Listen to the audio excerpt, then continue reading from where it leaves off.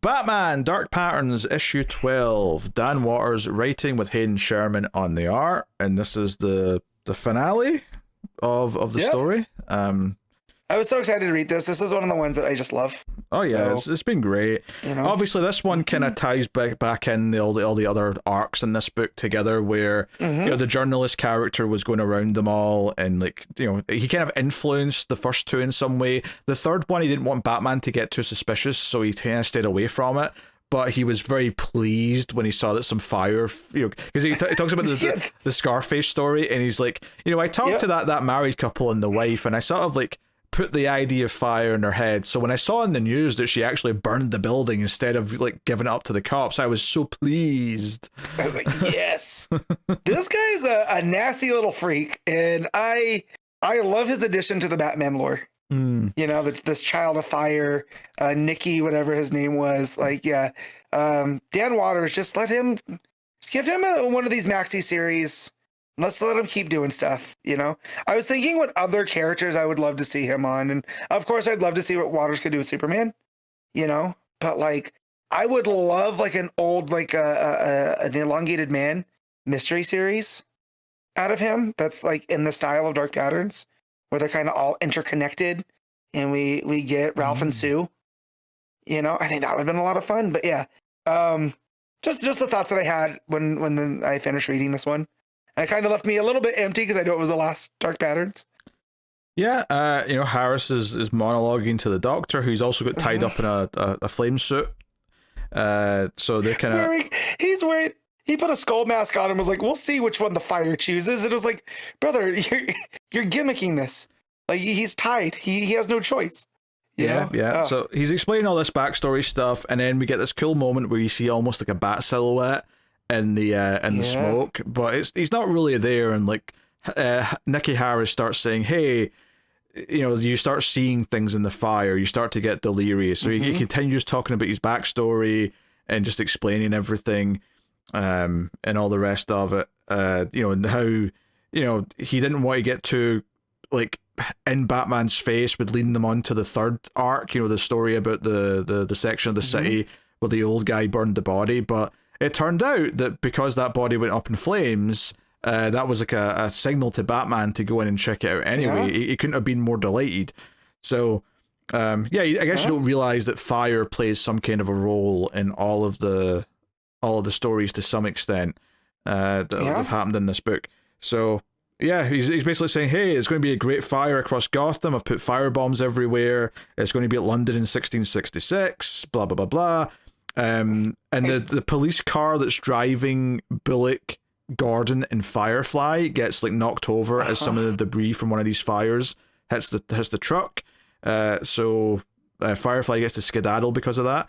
But the big moment finally comes where you're kind of waiting for it for a good half the issue, where they're they're surrounded by smoke. They're in the stock exchange building. This is where all this is happening. Where Nicky's got the Doctor tied up, the coroner, and eventually he's like, hey, yeah, it's almost like Batman's here. Look at the silhouettes on the smoke.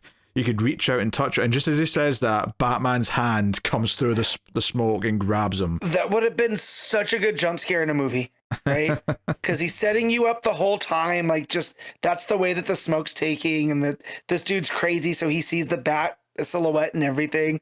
And then it's actually there. Because it didn't make me jump exactly, but I did be like, oh man, that's Batman's glove coming through there. He's really there. Yeah, so I just like that was really cool. I just thought it was a good reveal. It was just a fun moment. Yeah. And Batman usually has good reveals where he shows up, so it's nice to have a new way of doing it. So he's basically narrating at this point about how much he's breathing in smoke and how he's in pain and how like this is not going to go well because he's not really in peak physical condition. And he ultimately has to like save the coroner character and run out, and like he gets separated with the bad guy when some debris comes down because the building's falling apart at this point. Yeah, because it's on fire. Yeah, and it's worth mentioning because all of this is all orange and yellows and stuff because of all the fire. The muted blues and grays of Batman's costume really kind of contrast it really nicely. Yeah. So after he comes through, we get that cool big panel of Batman standing there in the smoke with the the bat symbols, it's bright yellow and whatever. And then you turn the page, and as he's fighting, he's the darkest thing in that in those panels. I instantly is drawn to Batman in that fight scene, and it's some really good stuff. Like Sherman is really working like the fighting poses and whatever. They're all very dynamic because I feel like the coloring's working to his favor. And that's where he tells him, like, even with the fever in his bones and the smoke in his lungs, it was never going to be a fight because this dude's just a journalist. Yeah, he's not a fighter. He's not trained. Doesn't know how. And that, and just that it was never going to be a fight is he's knocking this dude to the ground. It almost looks like that famous Muhammad Ali, where Ali's standing over the down fighter. I was just getting vibes of that one. So he takes the coroner outside, and then Firefly leaves the police van, but steals Gordon's lighter on the way, and just says, "I won't be hurting you, Gordon. Don't worry. Thanks for the flame." And we get this kind of interesting little bit here, where it sort of almost builds up the mystique of Batman, where he's having a conversation with Gordon after the fact, and Gordon's basically saying, "Yeah, like the civilians who looked up and said they saw something." And Batman says, "Nah, all I was doing was running around disabling the fire bombs. That's all that was happening." But like the mystique of Batman, apparently the legend is spread, or the people looked up, and we finally see what they thought they saw, which is the idea that Batman just got to the edge of the fire that was growing throughout the city, and he just stood up and put his hand out to say stop. And we get this like full page spread of him inside a bat symbol kind of like panel, and you see like the hand in the bottom part of the page, and the fire almost like gets scared and goes back. And it's just, obviously he's saying that's not what happened, right? That's obviously not what happened. I'm not supernatural, right? I was just going around disabling fire bombs. But this is kind of like what everyone down below thought they saw, was Batman just scaring down a fire. Well, it's almost like too that it's the spirit of Gotham persevering, right? That Batman says, no, Gotham's under my protection, fire. You back away. And it's just, it's very poetic here. And just him standing like this on the in the middle of that bat symbol on the edge of the building. It just looks like, again, poetic is the only word I can think of. Yeah. There's very little wording, like narration boxes. There's just one on the very bottom corner. And it makes for one of these like absolute great Batman moments. Yeah, and I love that it sets up before you even get to the page that he's saying, no, that's not what happened. Like, people are just like, they're breathing in smoke, their minds are going places. This is just a figment of their imagination. Before you see it, because it builds up in your mind. You're like, wait, what did they think they saw exactly? And it's just something as simple as him just putting out his hand and being like, no, you will not pass. And the fire apparently backed down. So no, I like that, and I like the art on this page with him and Gordon, the coroner, as well. It's that classic noir thing with all the blinds making the lines of light across the pages. The shadows. So, and Batman says, you handled yourself reasonably last night, Dr. Sirika. And he's like, what does that mean? And Gordon's like, he just gave you a compliment. Lap it up. So yeah. So I love that too. Over the course of this, Bruce did not trust this doctor, and now over the 12 issues, he's earned his trust. So he's like, yeah, he's a weird dude that spends too much time with dead bodies, but he's good at what he does, right? He's trustworthy. Well, he does go into like the backstory of why he left that previous job. Is like one of the bodies spontaneously combusted, even though he knows that's improbable, but there is like a dozen cases of it happening in the last 50 or 60 years. So, but basically that was what he get blamed for, even though he can't explain it. So he kind of mentions that.